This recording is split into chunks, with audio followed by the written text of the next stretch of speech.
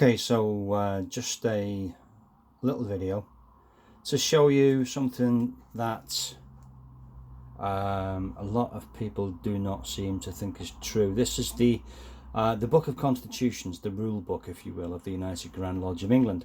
This is from 1995, issued shortly before I was initiated, and you can see it has the crest of the United Grand Lodge of England there.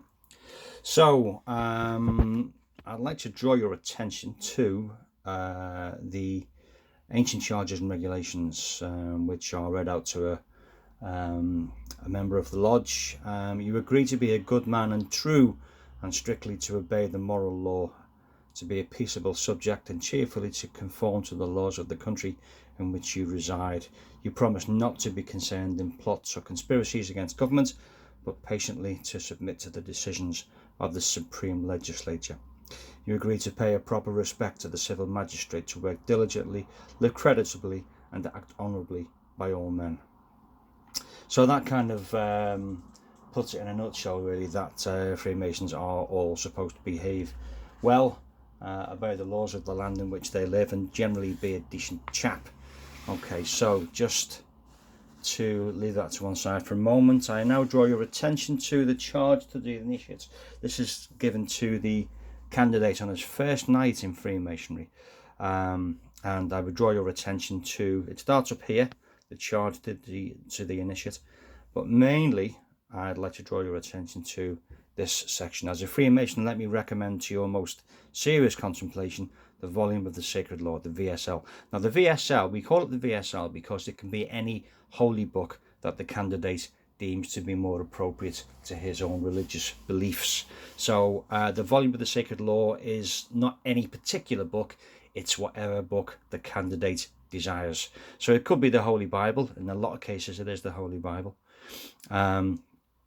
It could be the Quran, it could be the Vedas, it could be the Torah, it could be anything which is pertinent to the man taking the degree on that night. Charging you to consider this as the unerring standard of truth and justice, and to regulate your life and actions by the divine precepts it contains. Therein you'll be taught the important duties you owe to God, to your neighbour, and to yourself. Now the G stands for God, but we recognise that God is generally a Christian term for the most powerful being in the universe. So that's why we just put a little G there ready, so as not to make the candidate himself think, oh, I need to be thinking in a Christian way, because you don't. To your neighbour and to yourself. To God by never mentioning his name, but with that awe and reverence which are at all times due from the creature to his creator, by imploring his aid in all your lawful undertakings, and by looking up to him in every emergency for comfort and support. So that is, in a nutshell, saying that we are not, as so many people think, devil worshippers in league with Lucifer or Satan or anything like that. We're not trying to take over the world. We are all just, as we say we are, decent people trying to make the world a little better. By all means, put your comments, queries, questions below, and I will do my best to answer them. Take care.